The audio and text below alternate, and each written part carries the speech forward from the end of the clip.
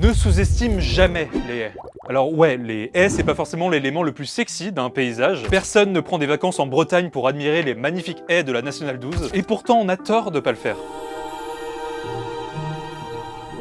En 75 ans, on a perdu 70% des haies existantes en France. Et ça continue encore et encore. C'est que le début, d'accord. Et tout ça, c'est en grande partie dû à l'agriculture intensive qui exige des énormes champs pour augmenter la rentabilité et donc moins de haies. Mais cette rentabilité, c'est seulement à court terme. Tandis que les haies, elles, jouent un rôle essentiel pour l'agriculture et pour l'humanité en fait.